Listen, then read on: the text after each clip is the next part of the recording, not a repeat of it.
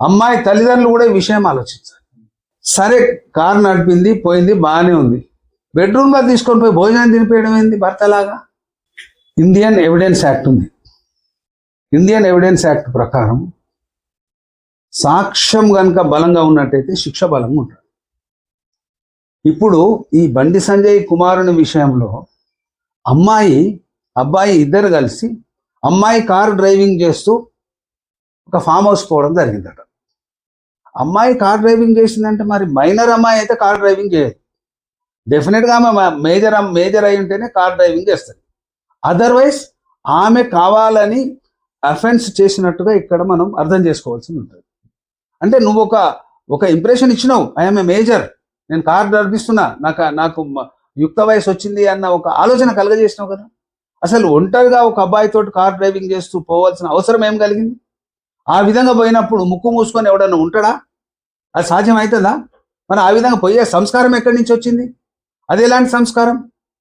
మీరు ఆ విధంగా ఒంటరిగా ఒక అబ్బాయిని ఆశ్రయించి అబ్బాయితో పోయిన తర్వాత ఇప్పుడు అబ్బాయిని మీరు బ్లేమ్ చేయడంలో మీ ఉద్దేశం ఏంటి?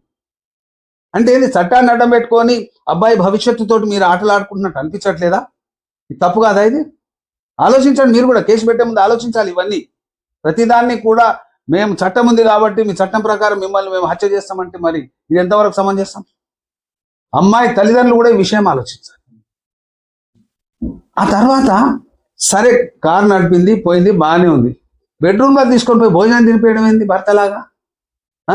ఎట్లా తినిపిస్తారు? పరాయి వ్యక్తి వాడు పోవడమే తప్పు, కారు నడపడమే తప్పు, బెడ్రూమ్లోకి పోవడం ఇంకొక తప్పు, అన్నం తినిపేయడం మరొక తప్పు. అంటే ఇన్ని తప్పులు కనపడవా చట్టానికి? ఇన్ని తప్పులు మీ అమ్మాయి చేసినప్పుడు మీరు గుర్తించలేదా? ఈ రోజు మా అమ్మాయిని భంగపరిచిన రోజు మీరు బదనాం చేయడంలో మీ ఉద్దేశం ఏంది? మీరు ఇన్ని కోట్ల మంది ప్రజలకు ఈ ప్రశ్నలకు సమాధానం ఇవ్వగలరా? చాలా తప్పు కదా ఇది. అంటే ఏంది, చట్టాన్ని అడ్డం పెట్టుకొని మేము ఏమైనా చేయవచ్చు అని ఒక సందేశాన్ని సమాజానికి ఇస్తున్నారా మీరు? ఇది చాలా తప్పు. అసలు అమ్మాయిని అట్లా ఒంటరిగా పంపడం అనేది తల్లిదండ్రులకు మీ యొక్క వైఫల్యం అని నేను చెప్తున్నా. మీరు మనిషిలో ఉండే ఒక దుర్గుణాన్ని మీరు గ్రహించాలి. ప్రతి మనిషికి ఉంటుంది. 100 ఏళ్ల వ్యక్తి నుంచి 15 ఏళ్ల వ్యక్తి వరకు మధ్యన ఉన్న ప్రతి ఒక్కరికి కూడా ఒంటరి స్త్రీ, ఒంటరి మహిళ ఉన్నప్పుడు ఒక రకమైన ఆలోచన వస్తుంది. అది కల్పించే పరిస్థితులు మీరు కల్పించింది కాబట్టి మీరు సహబాధ్యులని నేను చెప్పదలుచుకున్నాను. ప్రతి మనిషి కూడా, మనిషిలో అన్ని రకాలైన జంతువులు ఉంటాయి, కానీ ముఖ్యంగా మనిషి నక్కలాగా ఆలోచిస్తాడు. నక్క ఏ విధంగానైతే తన అవకాశం గురించి మోసం చేయడానికి సిద్ధంగా ఉంటుందో ప్రతి మనిషి ఉంటాడు, స్త్రీ పురుష భేదం లేకుండా.